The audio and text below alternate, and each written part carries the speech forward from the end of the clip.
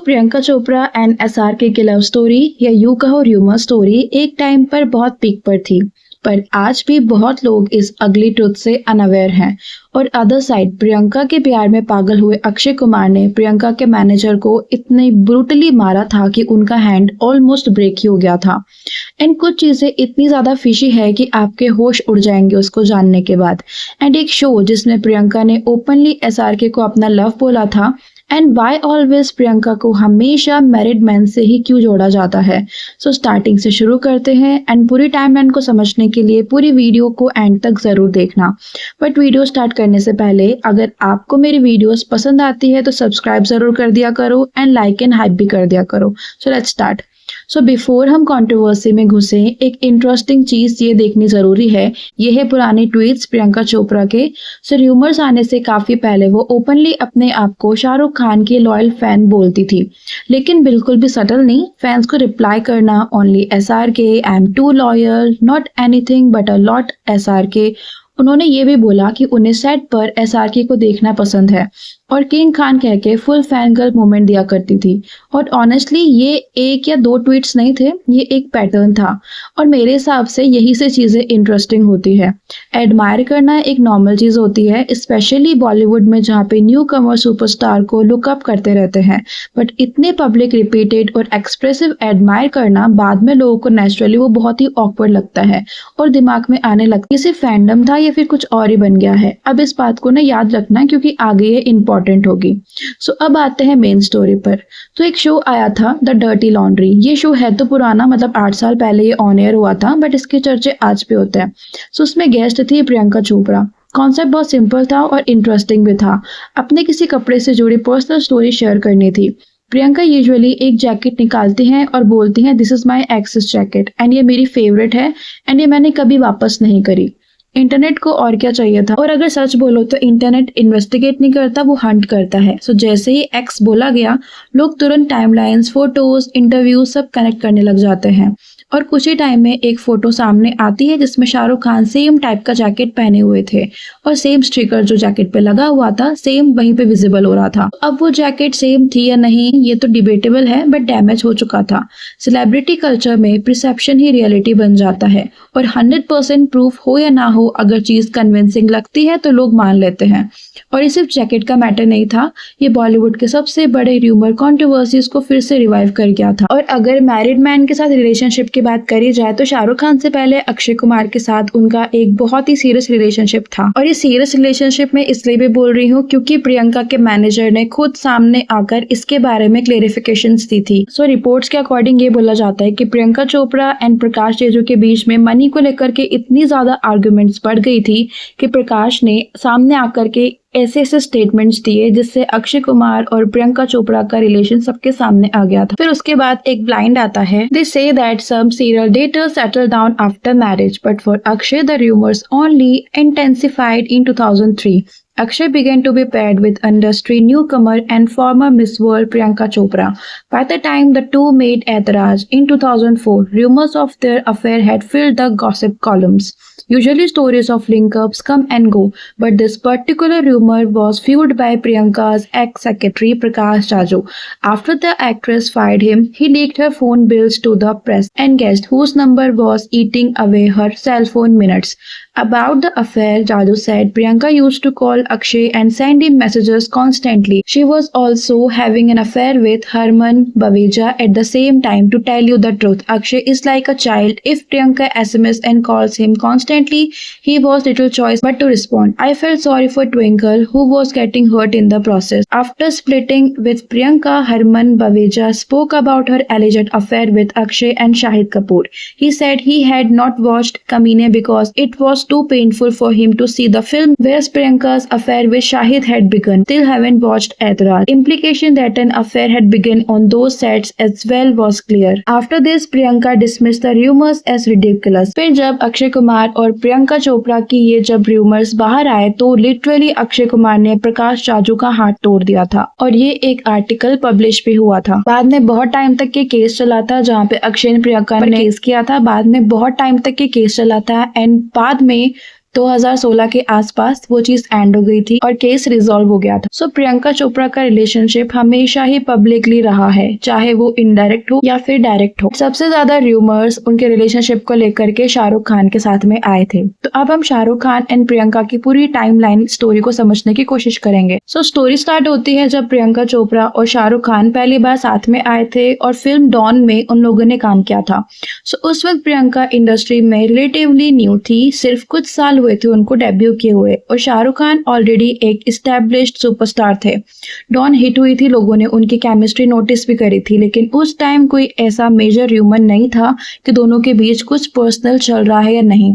दोनों एक ही इंडस्ट्री के हिस्सा थे, इवेंट्स में मिलते थे, कॉमन फ्रेंड्स थे, बस उतना ही था। एक इलाइट सर्कल का वो हिस्सा भी थे। इससे पहले जो मैंने अर्जुन रामपाल का वीडियो पोस्ट किया था उसमें भी मैंने इस ग्रुप के बारे में बात की हुई है। अगर आप इस ग्रुप की रियलिटी जानना चाहते हो तो आप वो वाला वीडियो जरूर चेक करिएगा। उस वक्त ना प्रियंका का नाम ऑलरेडी काफी लोगों के साथ जोड़ा जा रहा था, स्पेशली अक्षय कुमार के साथ में, जो हम लोगों ने अभी डिस्कस किया। इसके बारे में ये कहा गया कि उनकी वाइफ ने उन्हें प्रियंका के साथ काम करने के लिए मना कर दिया था। फिर कुछ टाइम बाद उसका नाम हरमन बवेजा के साथ जोड़ा गया और उसके बाद शाहिद कपूर के साथ भी र्यूमर्स आए। मतलब उस टाइम तक प्रियंका के रिलेशनशिप हमेशा हेडलाइंस में रहते थे, लेकिन शाहरुख खान के साथ उनका कोई एंगल ही नहीं था। फिर आता है टर्निंग पॉइंट, डॉन 2। इस फिल्म में उनकी केमिस्ट्री सिर्फ नोटिसेबल नहीं थी बल्कि काफी इंटेंस लग रही थी, और यही वो मोमेंट था जब सडनली मीडिया ने एक नया नैरेटिव पिक कर लिया था कि क्या इन दोनों के बीच कुछ चल रहा है या नहीं। प्रमोशंस के टाइम से ये र्यूमर्स इतने अग्रेसिवली स्प्रेड होने लगे कि पूरी इंडस्ट्री में बात पहुंच गई।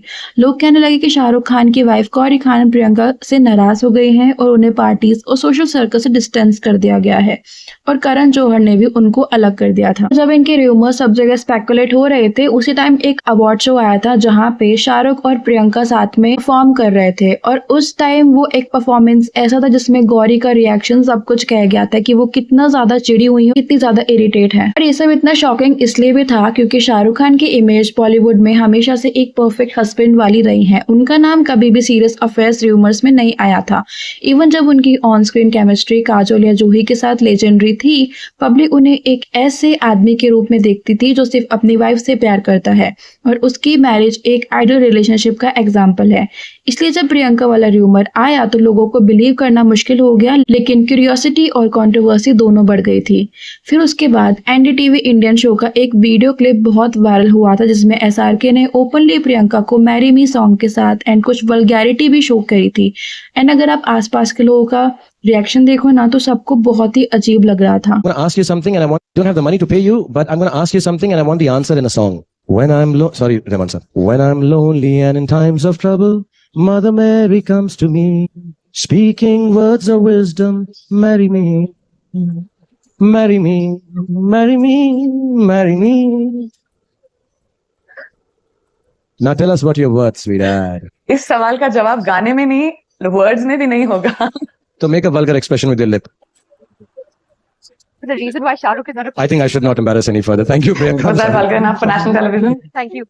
सो दोनों बहुत बार साथ में स्पॉट भी होते थे, और ये थोड़ा सस्पिशियस भी लगता है क्योंकि बॉलीवुड में हिट पेयर्स के बार बार रिपीट किया जाता है क्योंकि वो पैसा बनाते हैं। यही नहीं, 2013 में एक ऐसा भी ब्लाइंड आया था जिसमें ये क्लेम किया गया कि व्हेन एसआरके प्रियंका's मिडनाइट निकाह shook the industry। तो इस आर्टिकल में ये बोला था कि in fact in 2012 Shahrukh Khan had invited Priyanka Chopra to Karan Johar's birthday bash even when the latter was not on good terms with PC.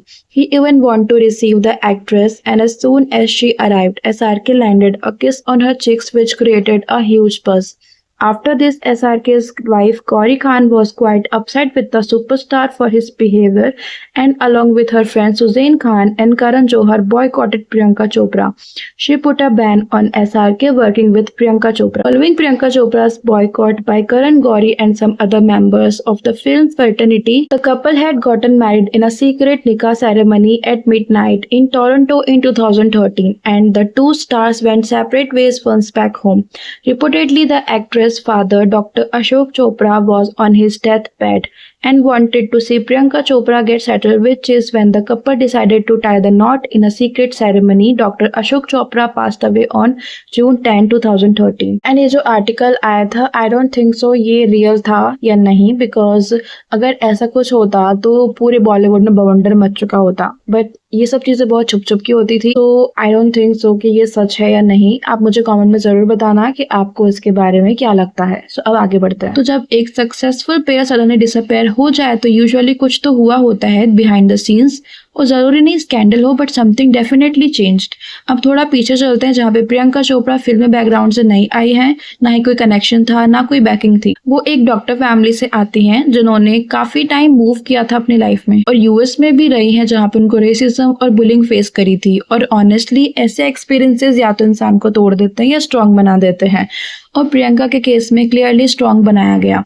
वहीं से उनका confidence, boldness, I will figure it out attitude आया। उन्होंने लोकल ब्यूटी कॉन्टेस्ट से start किया था, फिर Femina miss world और फाइनली मिस वर्ल्ड 2000 जीती थी। उसके बाद बॉलीवुड एंट्री होती है और धीरे धीरे फिल्म्स की एक्टिंग इंप्रूव करती है और डांसिंग पे काम करती है, और जिससे उन्होंने बॉलीवुड में अपना एक नाम ही बना लिया था। बट जैसे जैसे धीरे धीरे एसआरके और प्रियंका के रूमर्स आने लगे थे, तब प्रियंका ने एक स्टेटमेंट दिया कि कैसे उनको बॉयकॉट किया जा रहा है। और प्रियंका ने एक इंटरव्यू में ये भी बोला, I was being pushed into a corner in the industry, I had people not casting me for reasons. I had beef with people. I was tired of the politics. I was just like I need a break. So जब उनको बॉलीवुड से backlist किया जा रहा था, इसी वजह से उन्होंने LA में मूव किया और वहां जाके अपनी जर्नी शुरू करी थी। So that's it for today guys. तो अब आप मुझे कमेंट्स में बताना कि ये सब रूमर्स ओवर हाइप थे या फिर सच में कुछ चल रहा था बिहाइंड द सीन। तो तुम क्या सोचते हो, क्या प्रियंका के साथ अनफेयर हुआ है या फिर ये सब एक ओवर हाइप गॉसिप है? और जैकेट वाला सीन